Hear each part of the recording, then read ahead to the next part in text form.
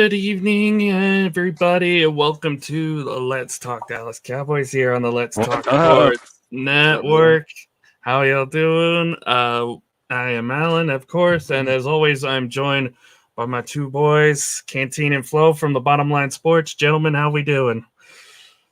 Let's go. It's a time to regroup, and let's get after it, man. It's time to regroup. Absolutely. Well, regroup indeed. I mean, it's an ugly game Sunday night.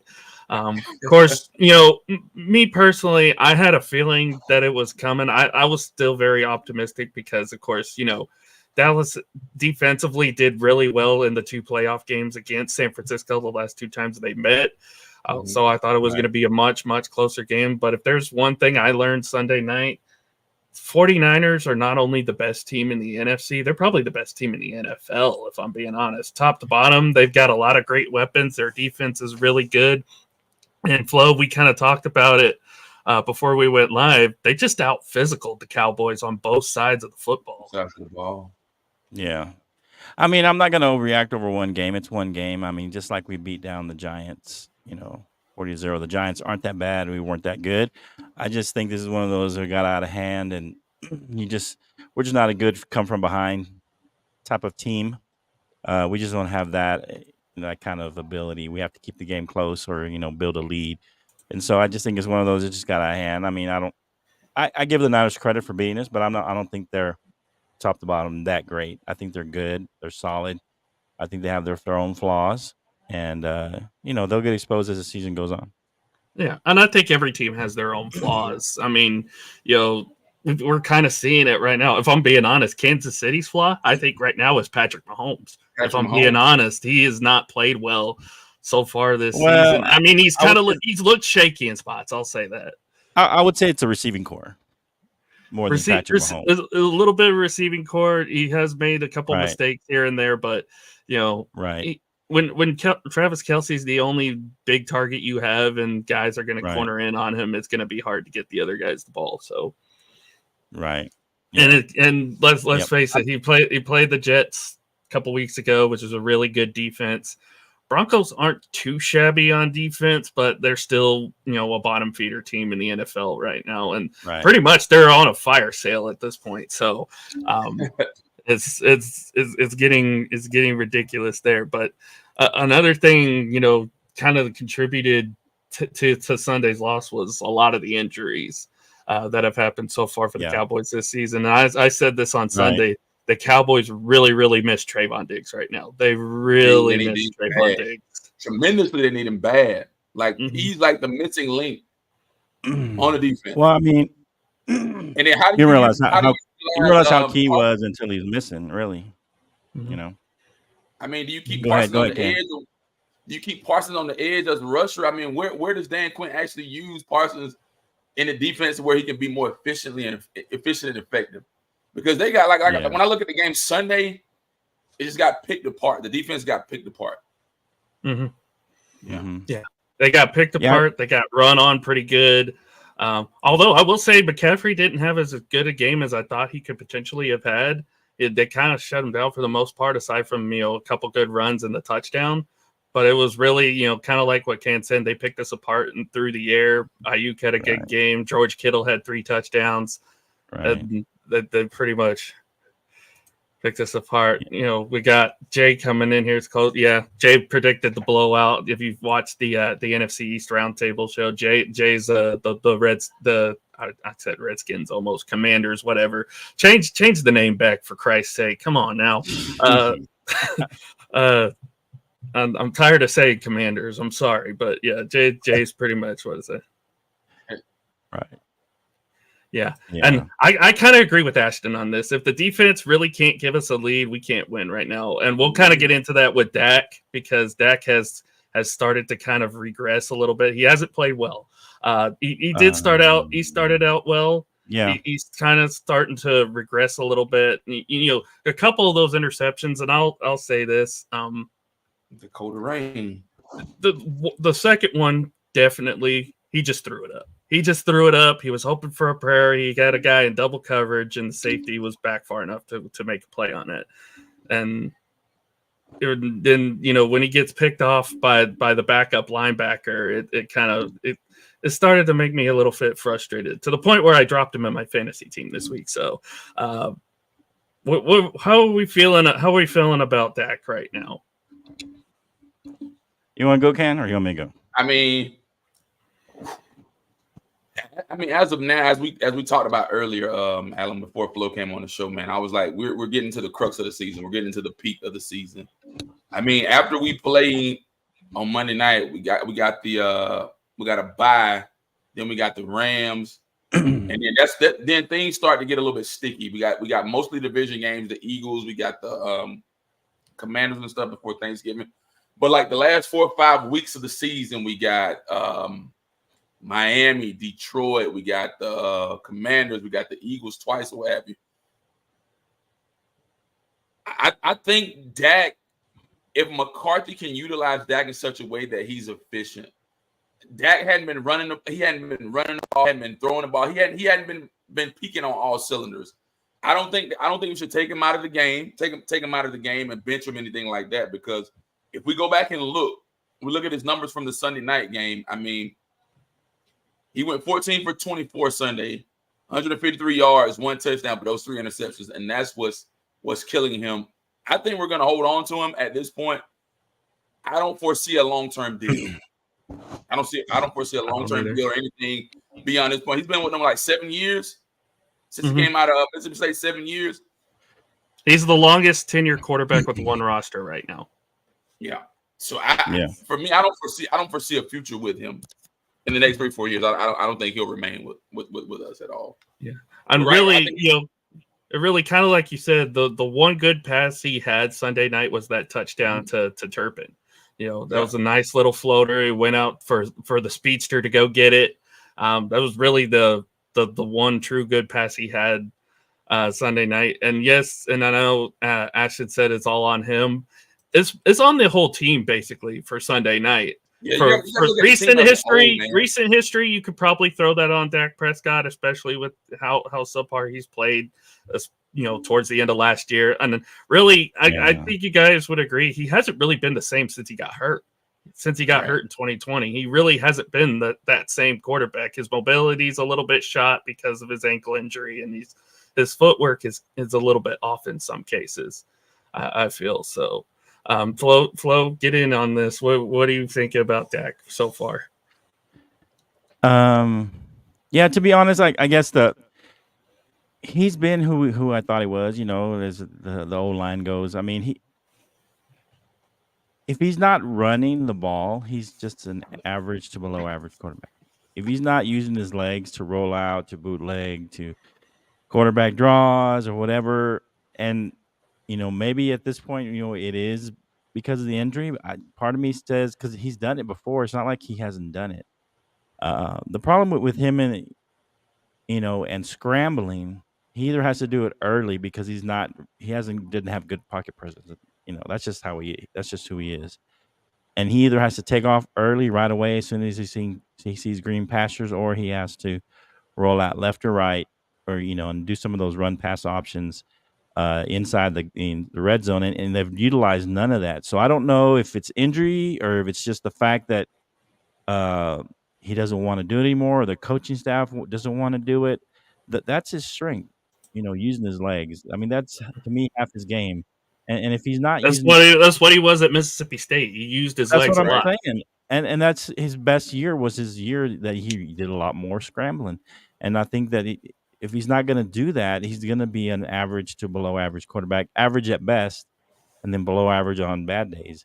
And so I'm surprised that they haven't used him that way. And part of me wants to say, well, I mean, this is a new offense for him. And so he's still getting settled in. If you figure the first few games, he didn't really have to do much, right? The defense carried him. And then, the first time he had to really produce was the Arizona game because the defense wasn't carrying him, and he struggled. And so I feel like maybe part of it is the offense he knows is different, and he's not really comfortable in the offense as maybe we might have thought of early because, like you said, he didn't have to do much in those first few games until Arizona. And then again, he didn't have to do much until the 49er game. And so I feel like Part of it is he's not using his legs, and part of it is that this offense, he just doesn't have a good grasp of the concept yet, as we might have thought of early on. Mm-hmm. And they're not getting much production out of the run game either, which is also kind of killing them a little bit. I mean, Pollard's been okay, but when you're struggling to run the ball early and often, it kind of kills your momentum as an offense. I mean, you look at that second play, he got the ball knocked out, and it ended up turning into 7 points for San Francisco right off the bat. And to be honest, I didn't think Pollard was a workhorse top running back, and I always thought he was a complimentary guy to go with Zeke. He wasn't the number one running back. He's a guy that has to be a change of pace guy, and we really don't have that guy right now. I think Rico could turn into that. I don't know what he's doing in practice. He seems like he's getting a good grasp of the offense. They seem to be using more. I don't know if we need to use him more in the run game and split time with Pollard, because Pollard is not a guy. I mean, I didn't ever thought he was a workhorse guy, but everybody but he's a guy that comes in and he's not like Zeke would get stronger as the game went on. He needed more carries. Pollard, he would just come in and get a pass, catch a pass for a big play or make a run, and that's just who he was. He wasn't a guy that got stronger as the game goes on and the more carries he gets. He's not that kind of back to me, and he's showing that he's not that kind of back. So I don't know. He's one of those run outside the tackles kind of backs. Right. But he's a guy that, if you have a workhorse back, he's the guy that comes in, change of pace kind of guy, and gives you something a little different, and breaks off here and there a few plays, whether it be a run or catching the ball out of the backfield.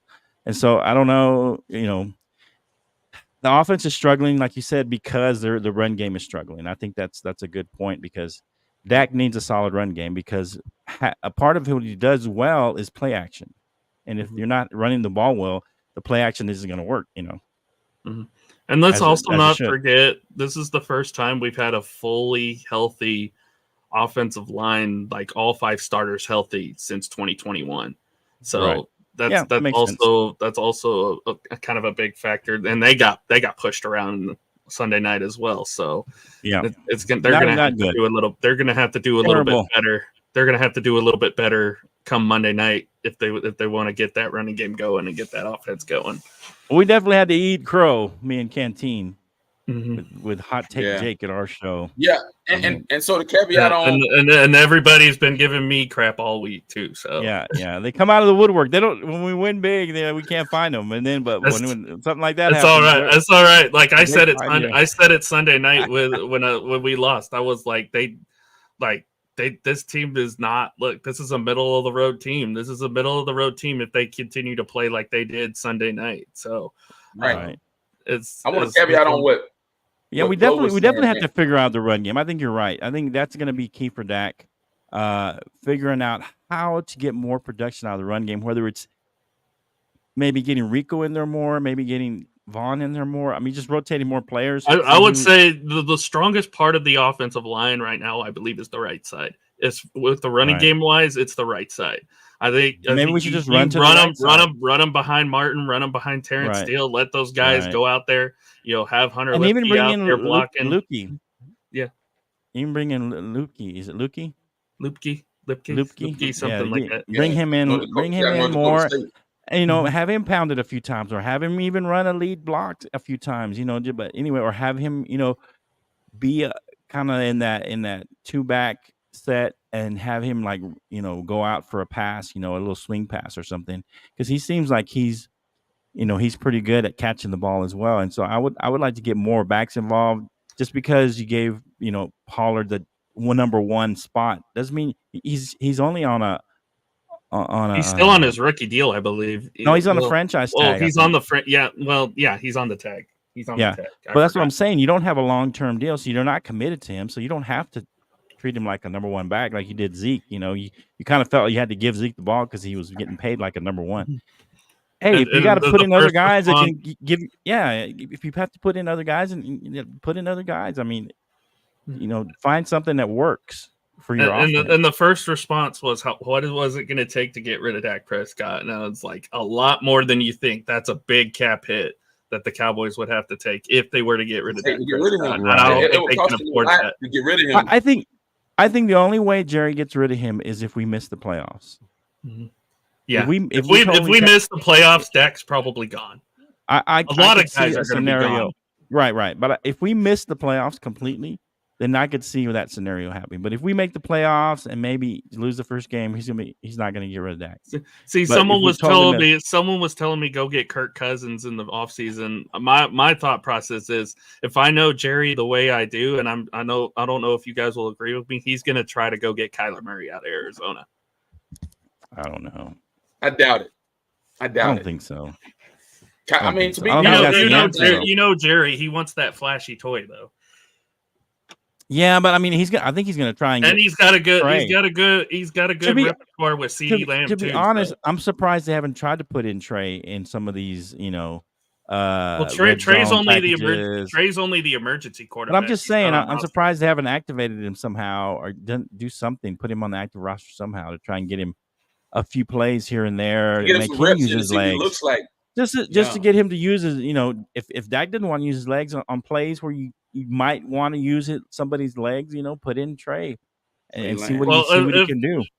Depending on what happens Monday night, they might try to do something with that on the bye week because they'll have a full week to start that. So keep an eye on that for like when the bye week comes because they might start integrating Trey Lance into the offense a little bit. Yeah, in some. I wouldn't. I mean, I'm just saying. I'm not saying take over, but I mean, give him some of those. Make him like a run. Make him the runner. Make him the running QB. Yeah, he's the guy. Hey, if it's open, run. If it's not, here's your dump off, or here's your your two.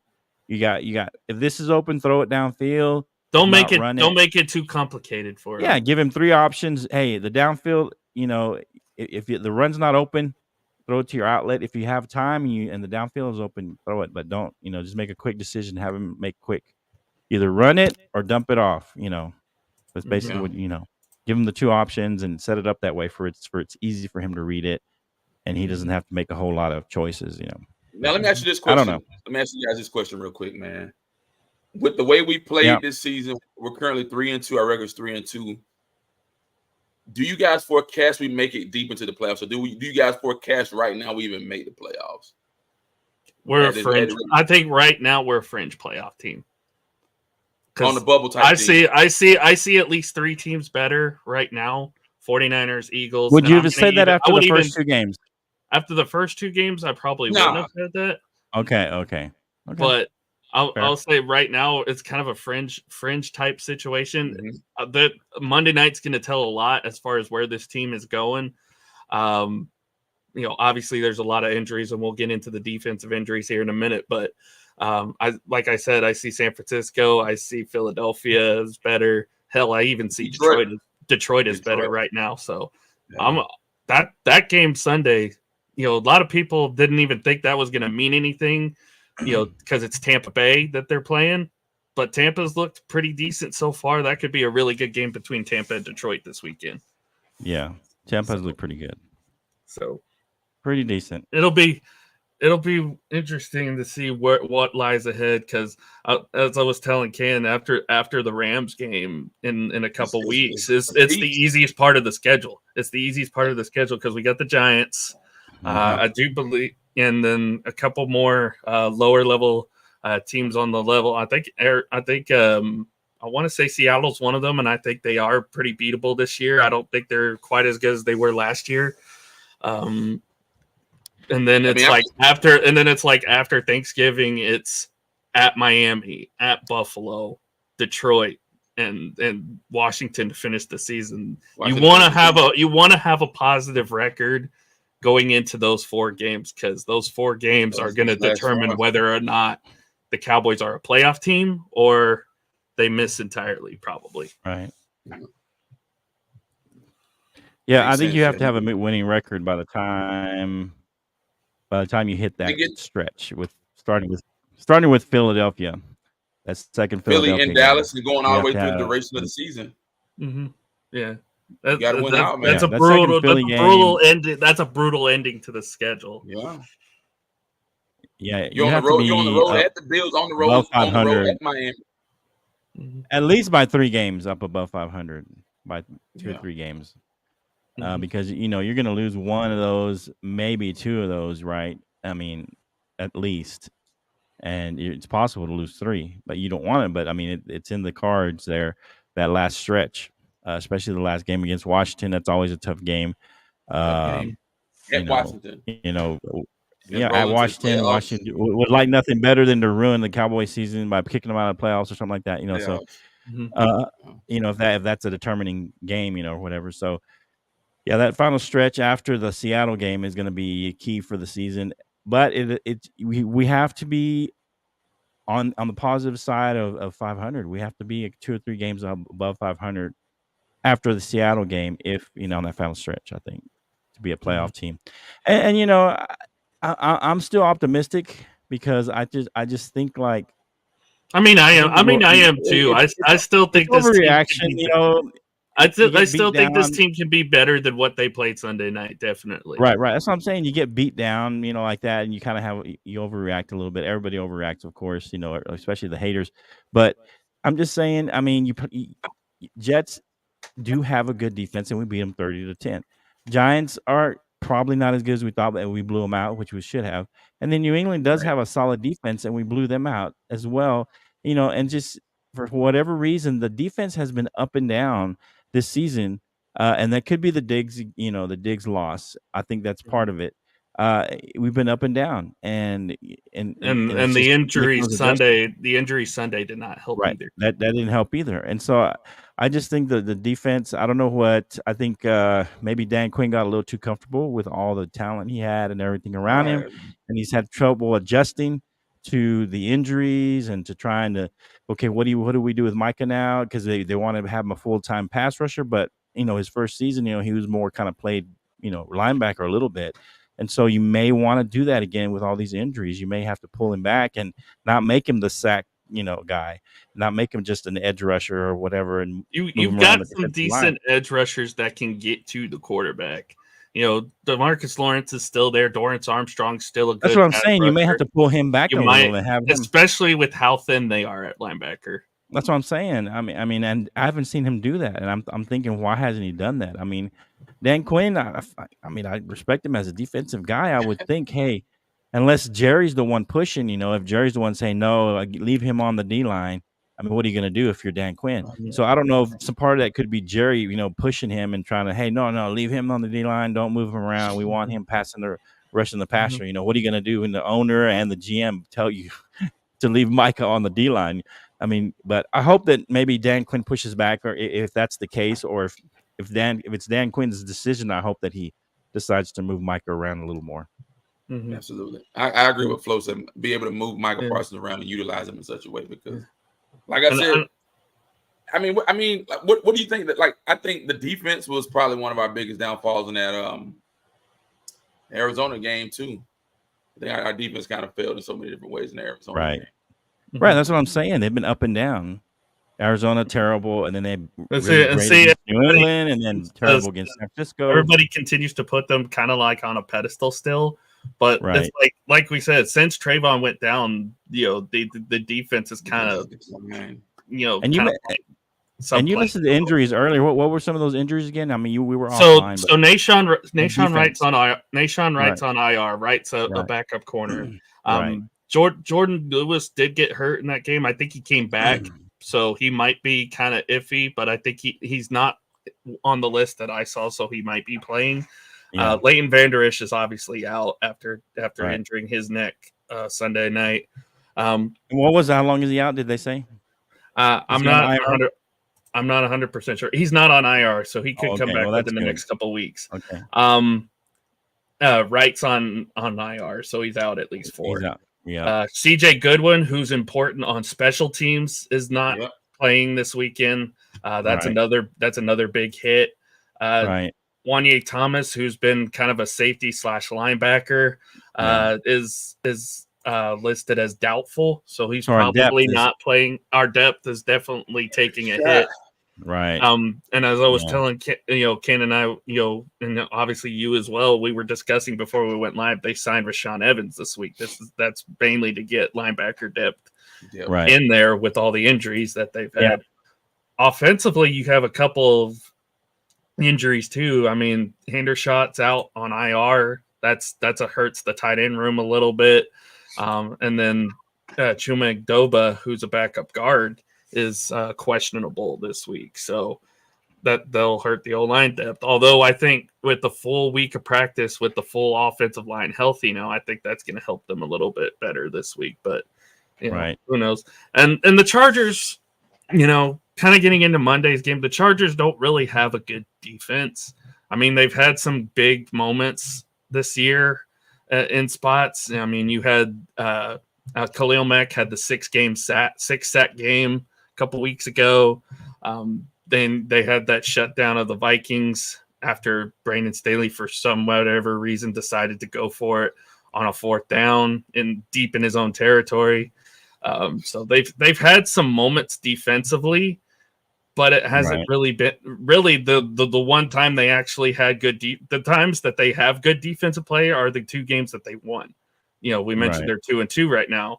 The 2 games that they've won, they had good defensive play, and that's really what it's. They beat the Titans and the Raiders. The Titans and the Raiders, those 2 games. Yeah. It's, I don't know. Like you said, it's been up and down season, and the defense has not lived up to the billing. And part of that's injury, and part of that's you got to make adjustments. Depending on what your personnel that you have, and so just Dan Quinn either hasn't made that adjustment, or Jerry has pushed him. You never know how involved Jerry gets. And that's the problem. You never really know, right? I mean, because they're not gonna call out Jerry Jones, right? They're not gonna say, "Well, Jerry's telling me to do this." They're just gonna do what he tells them to do. The minute they say it, Jerry's gonna give him the heave ho. Right. That's what I'm saying. I mean, and so you never know how involved he is with either side of the ball. And I mean, I dubbed it right now with everything that's been going on the last 27 years. I've dubbed it the curse of Jimmy Johnson, because that's kind of how Jerry's been since he got rid of Jimmy. He's been, I'm going to control the entirety of the team. I'm going to make all Jimmy Johnson in the Ring of Honor. Put Jimmy Johnson in the Ring of Honor, for Christ's sake. And then the Cowboys will for sure win a Super Bowl. I'm telling you, Flo, we've talked about this numerous times on many occasions. If they do that, the Cowboys are too good of a team to not. The reason why Jerry's ego is so big is because Neil O'Donnell threw 2 interceptions right to Larry Brown. Right. if Neil O'Donnell doesn't do that, I don't, not saying that the Steelers would have beaten the Cowboys. Okay, you mean because we beat the Steelers? Not saying the Steelers would have beaten the Cowboys in that Super Bowl. Yeah, but that's because Jerry won that Super Bowl without Jimmy Johnson. That's his ego grew 3 sizes that day. Right, kind of like the Grinch. His ego is up his heart. It is, and it's like especially. But you can't hang on to that. See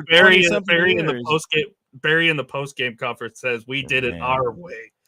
Right. You did it with Jimmy Johnson's players. Let's be real now, Barry. Come on now. Right.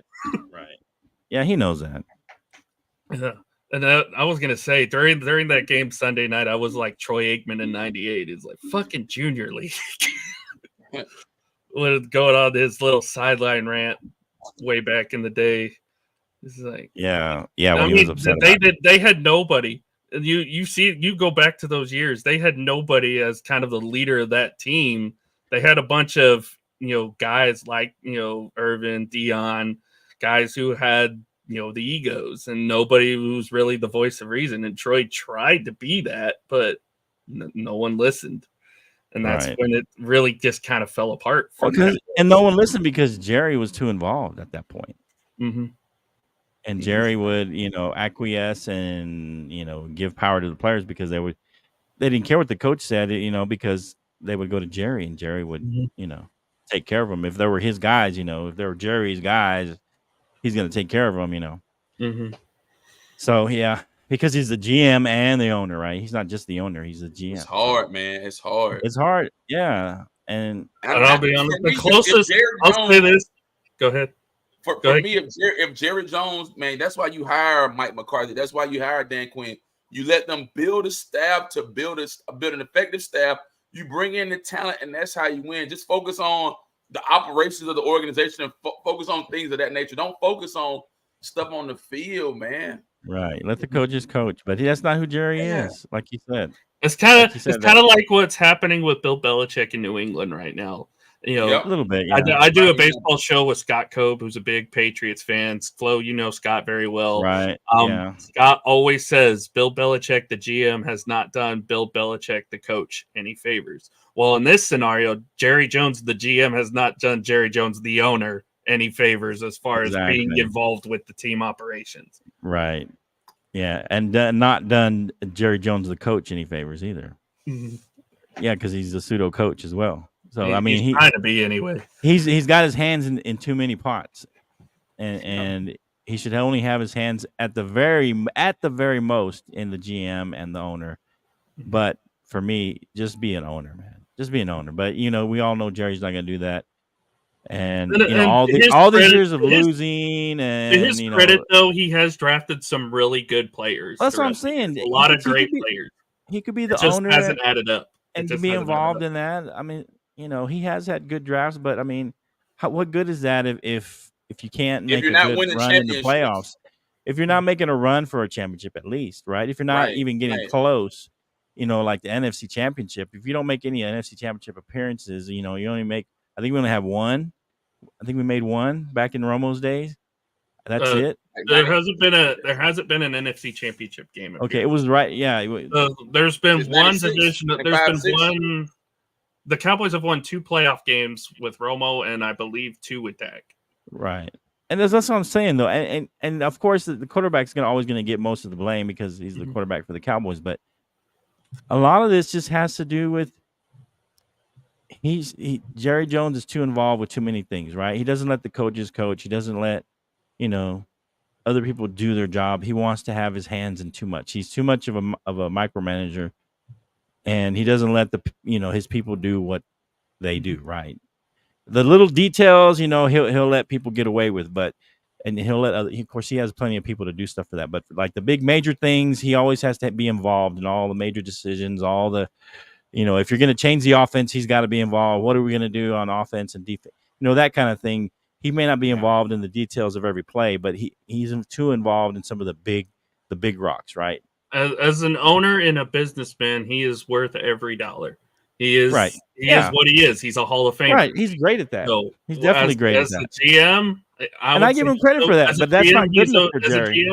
As a GM, he's okay. As a subpar trying to be a head coach, no, he's not. He cannot be that.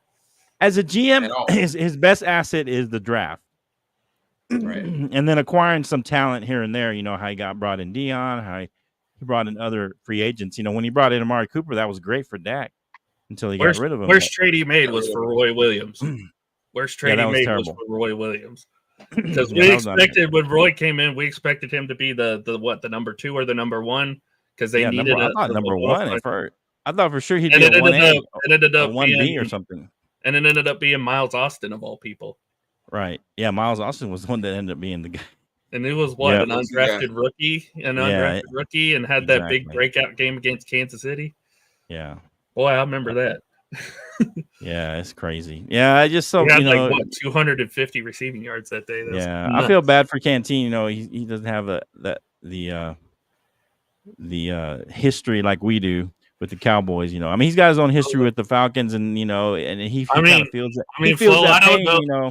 Flo, I don't know when you became a fan, but when I was old enough to become a fan, I became a fan during the Dave Campo years. So I was already in a bunch of pit of misery when I became a Cowboys fan. So I think it was the second to last year of Dave Campo's tenure there. Oh yeah, and then it was Parcells came in the year or so later. So I remember when Parcells was hired. I at least remember that. Yeah, no, I came in probably at the end of Staubach's tenure when Danny White took over. That's when I came in. Danny White, man. That's another kind of what Tony and Dak have been for Dallas these last. Yeah, but Danny White, he did get a lot of. Misery, at least Danny White made it to the NFC title game. At least did make it to the NFC title game. Yeah. At least, and he got a lot of slack, and he was actually punting at one time as well. He was the punter. It wasn't as bad. Pretty good punter. It wasn't as bad as like the QB class that came after Troy. Yeah, because it was like what Tony, and it's Banks, the same thing. I think Tony Banks for a little bit. They drafted Quincy Carter and Anthony. Well, that means the same thing with Troy. If you think about it, Troy got too much credit as a quarterback. He wasn't really that great a quarterback. I mean, he was good. He was solid. He did what he was supposed to. He was competitive, but he wasn't a great quarterback. I mean, you had Emmett, you had Michael, you had everything around you. You had all those pieces around you, and so he didn't have to do. Jay Novacek. Eggman is basically what Purdy is. He just came in and just ran the team. I mean, he wasn't great.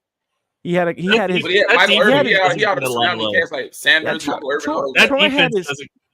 Troy had his good points and his things that he could do well. He could throw a decent deep ball and he could do certain things well, but he wasn't an all-time great quarterback. That defense doesn't get enough love, I don't think. He had a number 1 defense in 1 year, that first year, I think.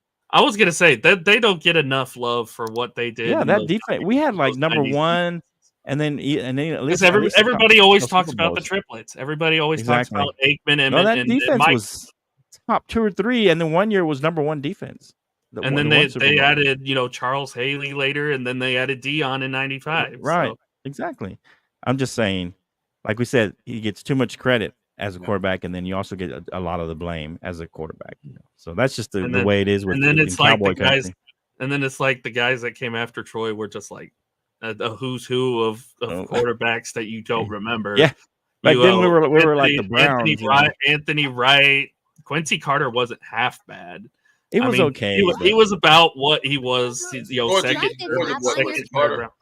Second, third round pick. Second. Yeah. I think he was a second round pick. He just couldn't stay focused. I think they had Tony Banks at one time. At some Tony point. Banks. Then we got Vinny Testaverde for a year or two.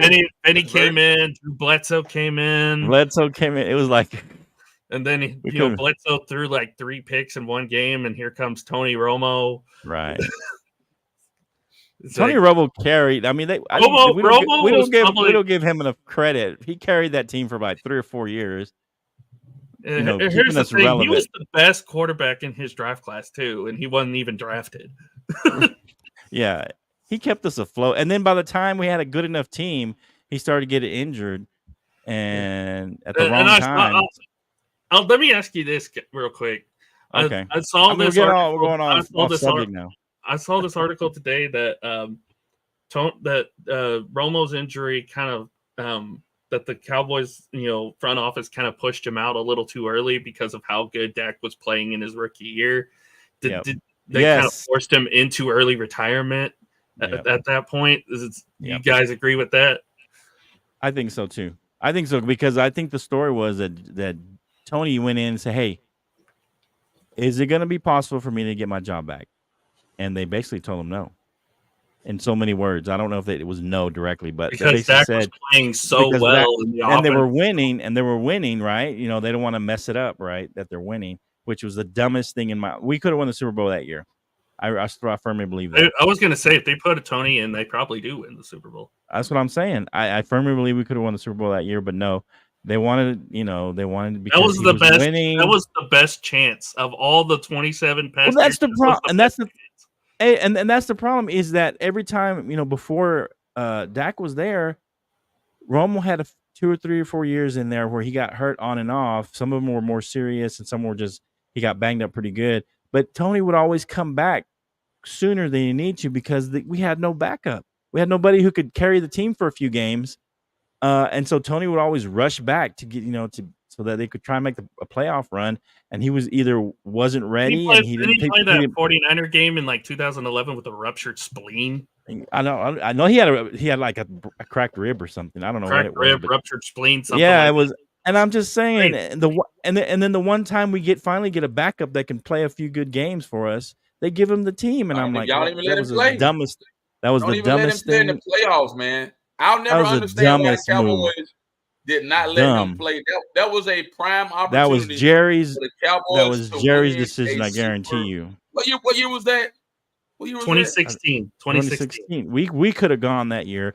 Those are the 2 years. They beat the 2 years. The 2 years I think we could have gone was that year when they should have let Tony play, and then the year the Dak catch no catch. Those are the 2 years. If they would have given us that catch, what's your guy name? Des Bryant. The Des Bryant catch no catch. Yeah. That catch no catch year and the Tony Romo year where they gave Dak the job. Those are the 2 years that was our best chances in this whole last 20 years that we could have actually gone to the Super Bowl or at least to the NFC Championship. Telling me, Flo, now I've came over to the winning side. Right. Honestly, do you foresee the Cowboys winning the Super Bowl in the next 5 years? Let's just be honest.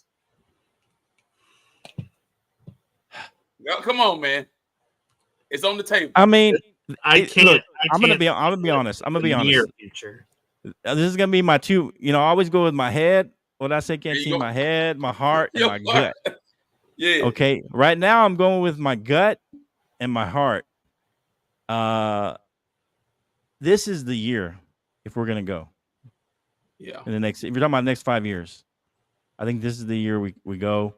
Maybe next year. But after that, I mean, it kind of goes downhill because Dak's not going to get any better. You got to start. And then you got to pay Micah Parsons to all these guys. Yeah. Yeah, you're going to have to start paying some of these guys. Lamb. Yeah, I'm just saying you have to start paying some of these guys. So everybody's going to get expensive. Right.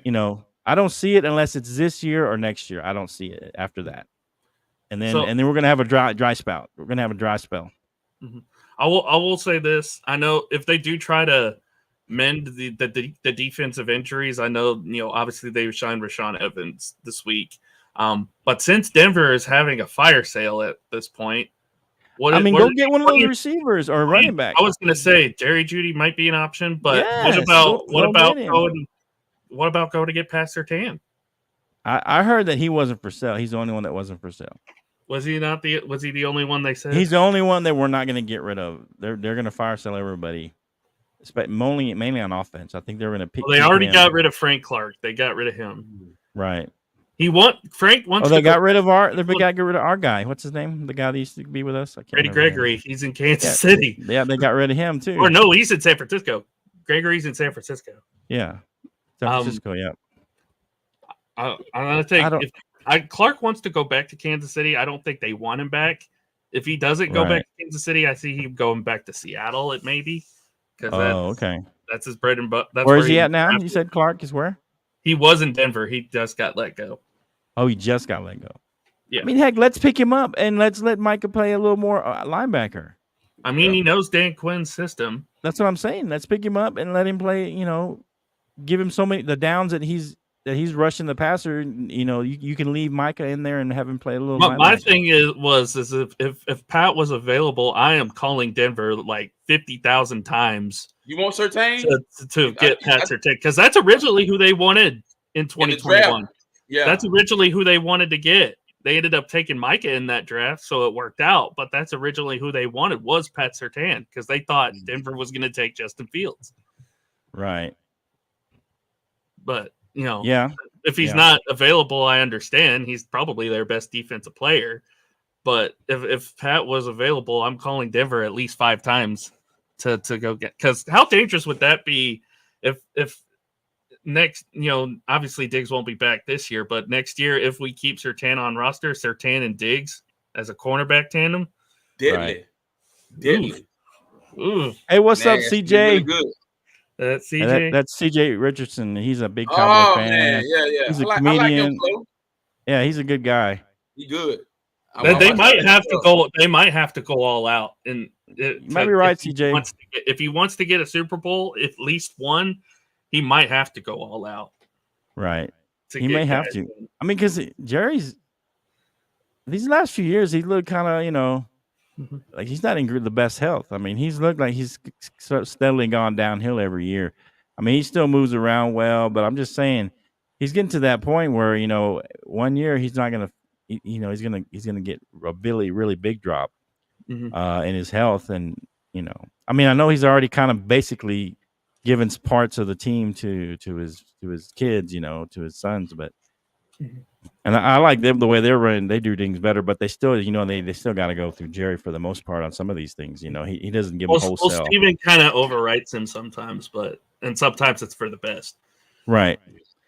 And sometimes, he lets Dad get away with it. But the problem he can't get him out of the coaching room. He can't get Jerry out of the coaching room. That's what one thing he should do. Or away from the media. Yeah. Quit talking to the media so much. He craves the attention, man. Jerry Jones craves the attention. He loves built the Cowboys brand. It's the most profitable brand in sports. Yeah, I mean, as a salesman, he's great. But I mean, like you said, as a GM, he's been okay. He's been great at the draft, but okay as a GM. And he hasn't been very good as a coach, as a pseudo coach in there. So, it is what it is. I mean, we all, as fans, as Cowboy fans, we all have to cheer for the Cowboys in spite of Jerry Jones. I mean, that's just the way it is. You have to you're a Cowboy fan, and there's nothing you can do about Jerry Jones. So you just move on, and you try to move on without him, because there's nothing you can do about it. You can't fire him. You can't do anything. He is who he is. He owns a team. And there's nothing you can really do about it, right? Unless you just pick up and go. And there's been a few fans that have done that. I don't know about you, Alan, but a few fans have left the Cowboys because of Jerry Jones, and because of Jimmy Johnson thing, and that kind of thing. But most people won't. But there's been a few that have taken off because of what the way Jerry Jones has been. Well, most of the Cowboys fans here kind of jumped onto the Vikings bandwagon when Adrian Peterson was drafted because stuff. All the Sooner stuff. Right. Either that or they become Browns fans, obviously because of Baker. Or I don't know. Right. They might be Tampa fans now. Who knows? But exactly. a lot of different things happen because like when it comes to like the games that we get here in Oklahoma, it's usually it's either the Cowboy NFC East rivalry or it's what Oklahoma quarterback is playing that week. Is it Kyler? Is it Jalen? Is it Baker? It's determined by that usually. So yeah, that's the way it is. What you got next on the docket? So going into Monday night's matchup, the big one I think most people are going to focus on for big storyline reasons, obviously, is Kellen Moore against Dan Quinn. Kellen Moore, obviously our former offensive coordinator, now with the Chargers, going up against Dan Quinn's defense. This is going to be a really, really good, interesting matchup because the Chargers are the fifth best offense in the league statistically. But like you said, their defense hasn't been reliable for them. Where's that gotten us? I mean, yeah. That's basically the I always say that the Chargers are the AFC version of the Cowboys because it's similar team builds. You have the Hall of Fame-esque quarterback in Phillip Rivers who can't quite get past the divisional round for some reason, and you have the defense that is either there one year and the offense is terrible, or there's not there, and they're having to play shootouts all the time. So, and I mean, having a young quarterback has been okay, I guess, for them. There are some cases where their offense is just kind of stymied a little bit. I mean, that final drive against the Dolphins, when the Dolphins came after them, they didn't do anything on defense. Yeah, the Chargers are Cowboys West, pretty much. But yeah, it's pretty much what it is. I mean, Dan Quinn, I think, he does know Kellen Moore's system pretty well.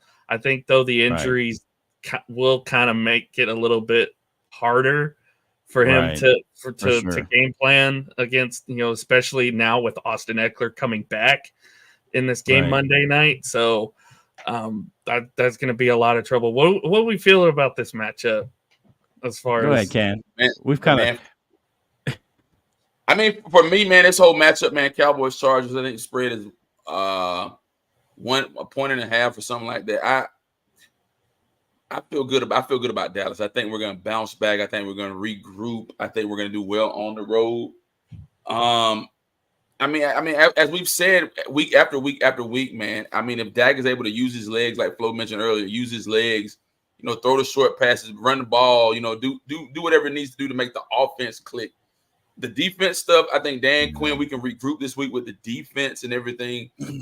The Chargers don't look promising. I mean, the two games they've won, they beat the Raiders by 7, and then they end up beating the Titans by 3. They've only won 2 games, and two close games. They're 2-2. They just came off of a bye. I think it was a bye they had last week.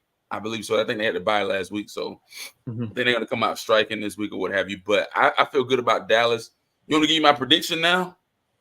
We'll get into that here later. In a bit. Right. But yeah, I kind of agree with. I think it. I agree with Ken. I think it's a bounce back game for Dallas, specifically on offense. I think they got to get the run going early, as we've talked about. I think Pollard could potentially have a big night on Monday night if they get the run game going. So I think that's got to help open the offense up a little bit. You got to get CeeDee Lamb involved. You have got to get him involved in the offense because he has been dormant the last 2 or 3 weeks now, and that's not good for the offense. If you can't get the ball in 88's hands, that's a problem. Yeah, major problem, man. Mm-hmm. Yeah. And can I say one more thing before I come back? Yeah, go ahead, Ken. Go ahead, Ken. And so, like when I looked at when I pulled the numbers last week, man, I was sitting here looking at the numbers while we were going back and forth talking. With the run game, I mean, Tony Pollard only had 8 carries, 29 yards. Dowdle, 5 carries, 15 yards. Deuce Vaughn, 3 carries, 7 yards. So the biggest thing is we got to be able to move the ball and run the ball efficiently. Even with our receivers, CeeDee Lamb had 4 receptions, 49 yards. So we got to find an effective way to get the offense clicking and going. And I think we can improvise even with the injuries this week. But we're going to have to get much more healthier as we move on throughout the season. Because the season only going to get harder. I mean, once we get past the Rams in 2 weeks, we got to buy next week. I think we got to buy next week. Then we got the Rams on the 29th. Once we get past that point in the season, guys, we got Eagles twice, Washington twice. We got the Giants again. We got on the road Seattle. At Miami and on the Seattle, Miami. On the road at Miami and on the road at Buffalo. And Buffalo's a hard place to play. And it's cold. So you go from one extreme cold and you go to Miami, one extreme hot. So I mean, there has to be a balance, but we just need to get healthier on the on defense and be able to move the ball on the offense. Because like I said, when I looked at the numbers from last week's game, it was horrible. Just horrible across the board, man. Mm-hmm.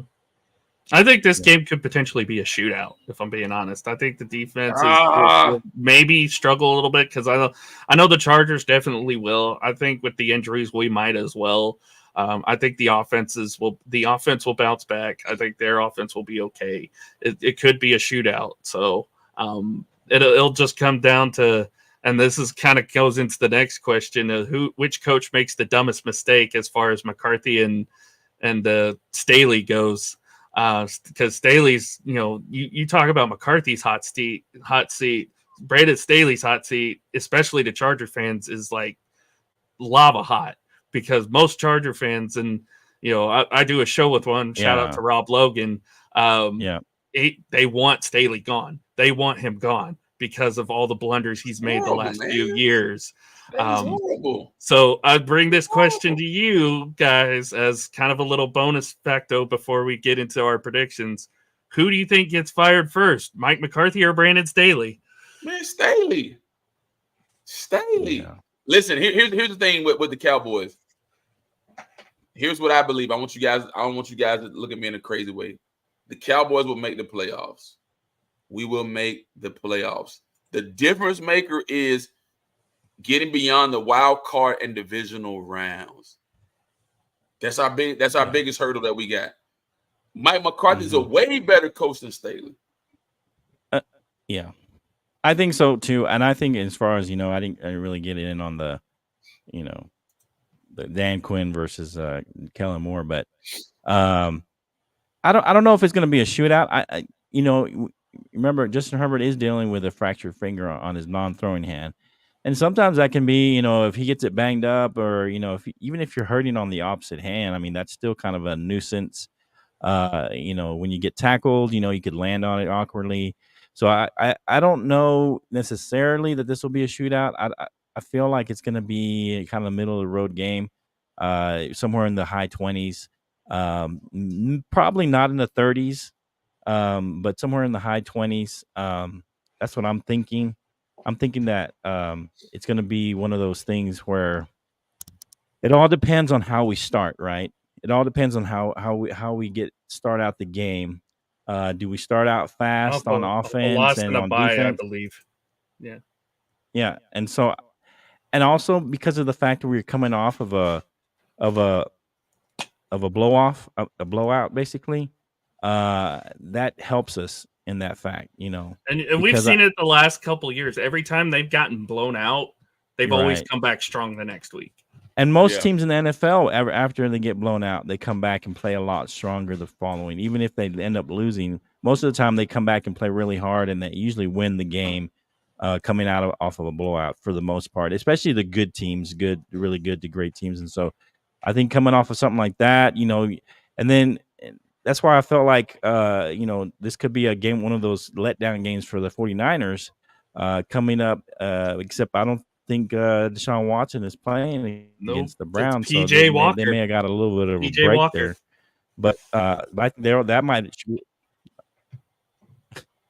I think that would have been a close game if Deshaun Watson was playing, but I don't know now because their defense is really good in Cleveland. Their defense is really solid defense. Their defense is solid. Mm-hmm. It's just is their offense going to be able to click with PJ Walker at quarterback? That's going to be the problem.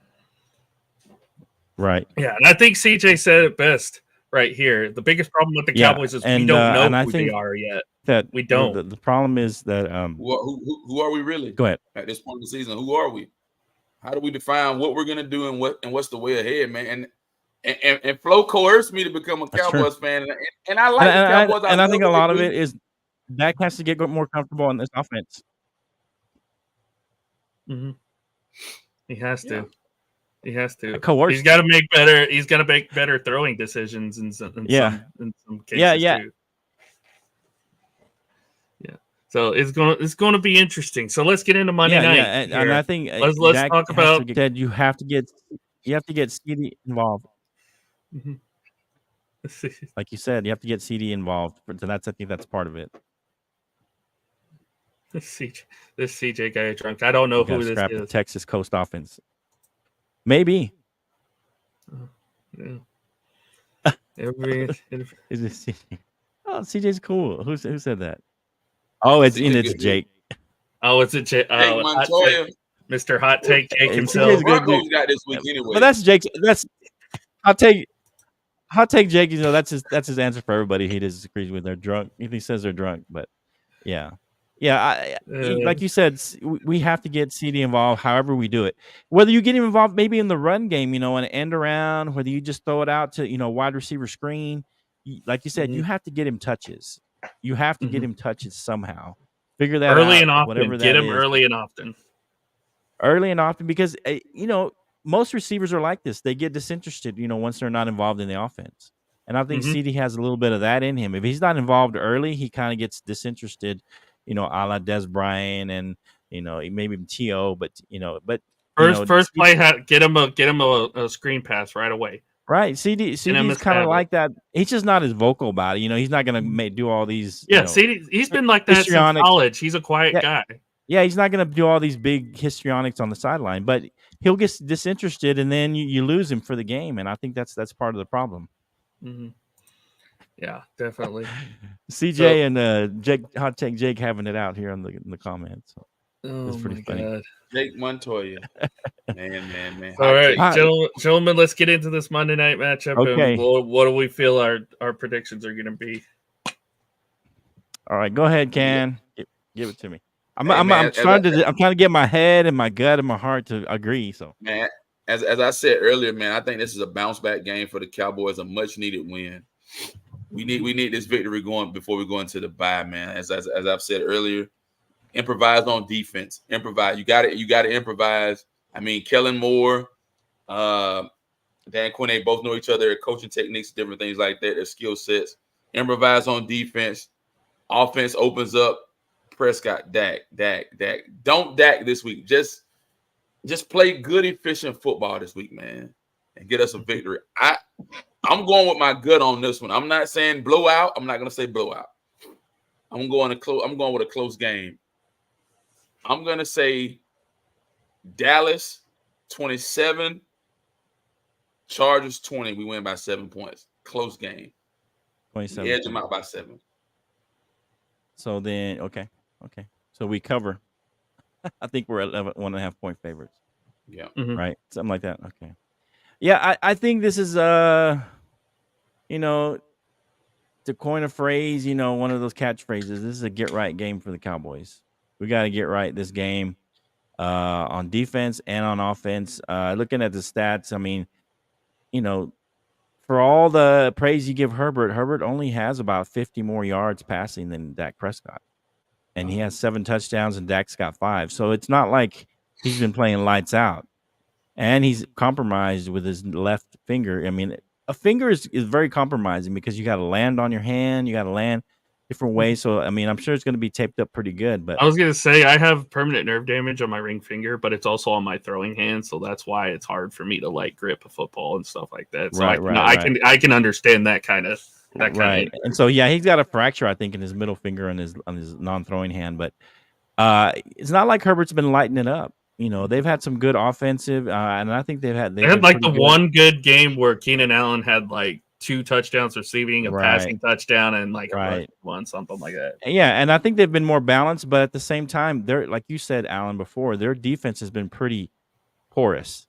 And I think our defense is going to bounce back a little bit in this game, and they're going to hold them down. And I think we end up getting an early lead, and that's always a good thing for us. I think we end up getting maybe a 2-score lead, something like 10-0 or 14-3, something like that. Excuse me. And I just think that's going to lead us into having a good game and being able to control the clock and be able to do some things where we keep them at bay, and maybe they make some kind of run at the end, throwing the ball around and do a little better at the end. But I feel like we're going to win this game. I feel like this is, like I said, a get right game for us and for Dak. For all the things that we said about Dak, I mean, his numbers look pretty close to what Herbert has been doing, and everybody praises Herbert. I mean, of course, he has 4 INTs and Herbert only has 1.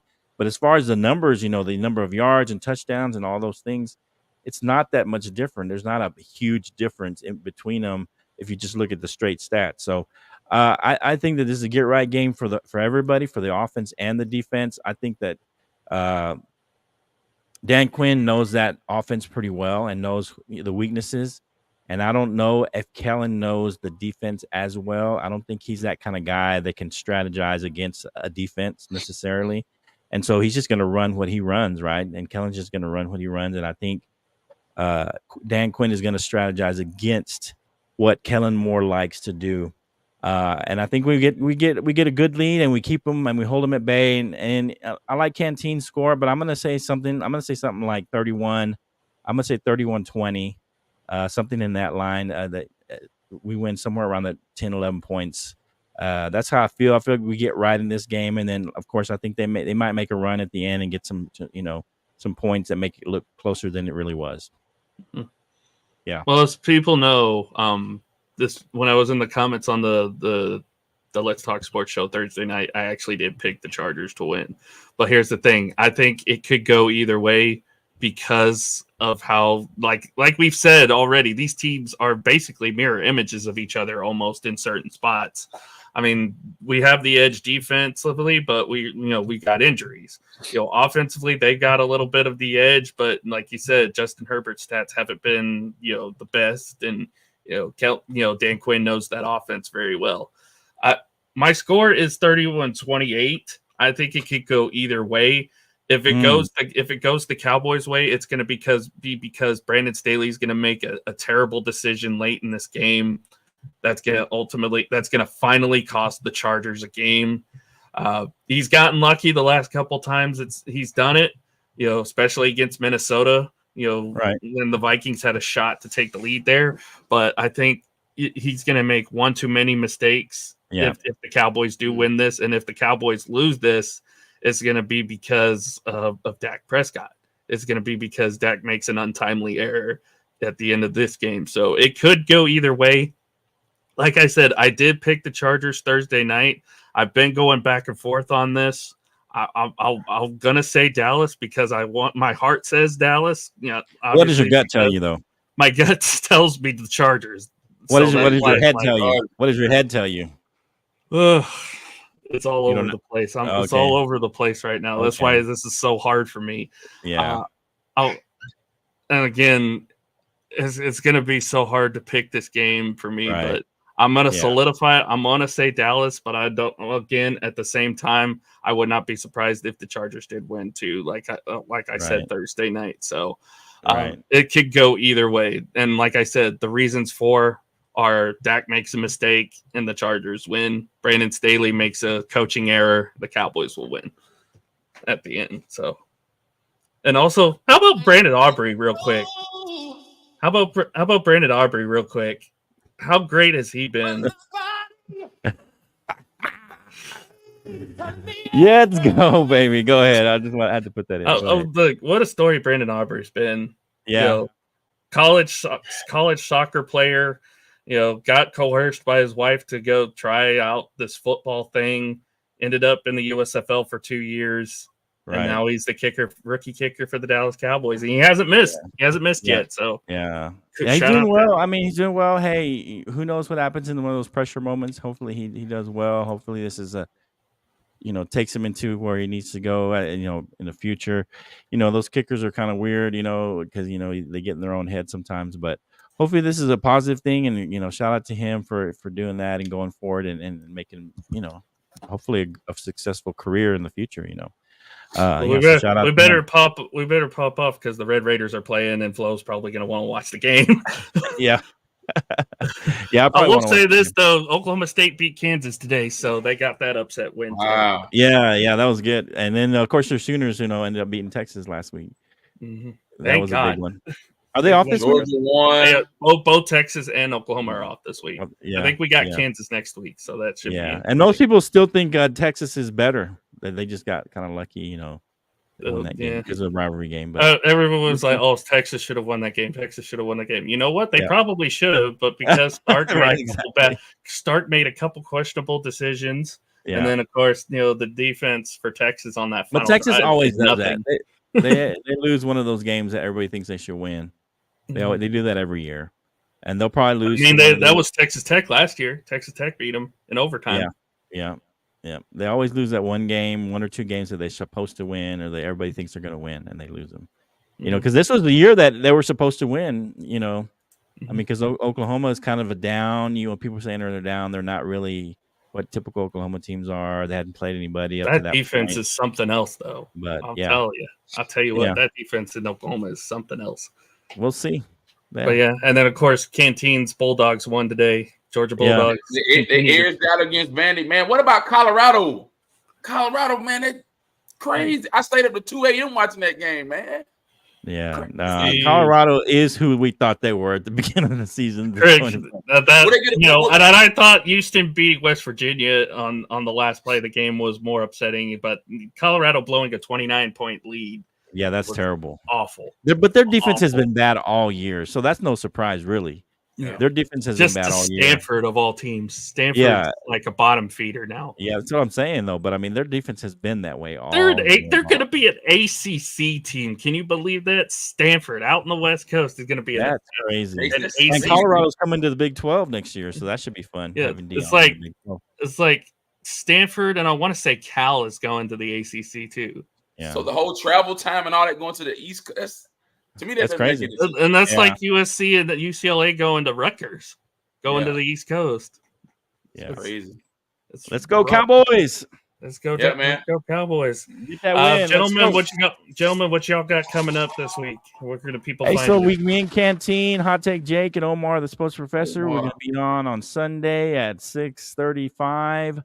Trying to get in, wrap up the games. That's why I do 6:35. Trying to finish out all those afternoon games. That's Central Time, and get in before the Sunday night football game. Mainly talking NFL, wrapping up the NFL day, and then on Tuesdays at 6:30 we're going to do Central. These are Central times. We'll do our regular sports show. We talk about NBA, baseball, the playoffs, and all those kind of things, and then hit some of the Monday night football and Sunday night football wrap up, and then maybe even touch on the Thursday night football game. And we do more of an all around sports show on Tuesdays. That's what we do every day. We try to do 6. I think we're gonna go 6:35. That way it's consistent. But 6:35 on Sunday and 6:30 or 6:35 on Tuesday every week from now on. That's where we're gonna try and hit it and hit a kind of a sweet spot there and see how that goes for a little while and try and be consistent. But that's me, Canteen, Hot Take Jake, and Omar, the sports professor on the Bottom Line Sports. You can find us anywhere on any platform at the Bottom Line Sports. We have fun. We're a crazy show. We like to have fun, talk trash and, have fun with each other. And, we got music and sound effects everywhere. And, but yeah, all those guys are great. We get along great and we talk trash and we make fun of each other, but it's all fun. All fun. Sure. Definitely check those guys out, y'all. For me, tomorrow night, I'm going to be joining the Just Fans guys. Carlos, Rios, probably Poppy, who knows. I'll be on their show tomorrow night. We're going to be talking ALCS. We're going to be talking Rangers, Astros. So that'll be a fun little. Kick those Astros butts. It'll be those three against me, so pray for me, guys. I'm sure. Yeah, I might have to jump on and give you a little more support. But yeah, I believe that'll be at 6 Eastern, 5 Central. I think that's what Carlos told me today. So we'll have that. So we'll have that tomorrow night. Obviously since the Cowboys aren't playing, so that'll be nice. Tuesday is the baseball show with myself, Jonathan Grishman, and Scott Coe. We'll be going through the ALCS, of course, and the NLCS, which is now Diamondbacks Phillies. That'll be an interesting series. Wow. To talk about baseball, man. We got 4 teams left. Next week we'll probably be talking World Series, so it'll be it's been a long season, but we've gotten through it, so it's going to be fun. It's going to be fun here, wrapping up here with Jonathan and Scott here at the end. NFC South Roundtable, I moderate that on Wednesdays. That's at 3 p.m. Central Time, 4 p.m. Eastern. And then, of course, I'm on the NFC East Roundtable as the Cowboys rep on 9 p.m. Eastern, 8 p.m. Central, with Carlos, the Mad New Yorker, Chris from the Nova Nation podcast, and then shout out to Rec Room Sports, Jay from Rec Room Sports, who was in the comments earlier. There you go. He's also a part of that as well. So definitely, shout out to everybody who was in the comments. Hot Take Jake, CJ, Ashton Booker, who's a good Ashton Booker, who I've done a show with many a time. Is also on the NFC South Roundtable, so check that out. And then, of course, Jay as well for jumping on. Thank you guys so much, everybody who's watched. On Flo's channel, on this channel, on Let's Talk Sports, and of course, to end it off, give one last tribute to, of course, the man, the myth, the legend himself, Mr. Dan Harris. For those who do not know, this past weekend it was confirmed that Dan did pass away. So, unfortunately, we did lose our patriarch for the Let's Talk Sports Network, but Tanner has taken it over. He's done a great job with it so far.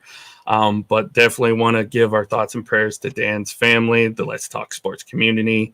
I've said it a couple times already this past week. There was no better person in this world than Dan Harris. He was literally the perfect example of what a human being should be. He was selfless. He did everything to make everybody on the network better. He always gave everybody confidence. Any idea you would throw at him, he would say, go for it. He was just that kind of guy. He always gave back. He always gave back to the community, and he wanted to make it as special as possible. So Dan, we're gonna keep it going just for you. So, what was that? What day was that? I didn't get the date. I think it was Sunday last week. I think is when I found out on our Discord, on the Let's Talk Sports Discord, that he might have passed away. It hasn't been confirmed, I don't think, but I think since nobody's really heard anything for him, I think we can all assume that it really has been confirmed at this point. So definitely one of the greatest human beings I've ever personally met. I don't know about you guys, but yeah, he's a great guy. He reached out to me, and we appreciate him reaching out to me and to our sports show and wanting us to partner with him. We got in late in the game because that's just when he got a hold of us, and so I'm glad we partnered with him and we're able to meet guys like you and all the guys from Let's Talk Sports. And so we really appreciate him, and especially his friends and family, his closest loved ones. We do pray for them as they go grieve his loss, as we all kind of grieve his loss.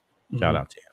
And as like I said, we'll also prayers to the Let's Talk Sports community and every person, that Dan personally, the lives that he personally touched. So right. For everybody in the community, everybody in the network, and Dan, this one's for you. We love you. We miss you. This isn't goodbye. This is we'll see you later. And we'll see you on the other side, my friend. Thank you for all that you've done, not just for me personally, but for everybody on the network. Yep. Any last words, gentlemen, before we end off? Let's go, Cowboys. Come on. Let's go. Go. Guys, thank you so much for watching. Have a great rest of your Saturday night. Have a great rest of your weekend. We'll see you guys next week. Love y'all. Stay safe. Take care. Take care. All right.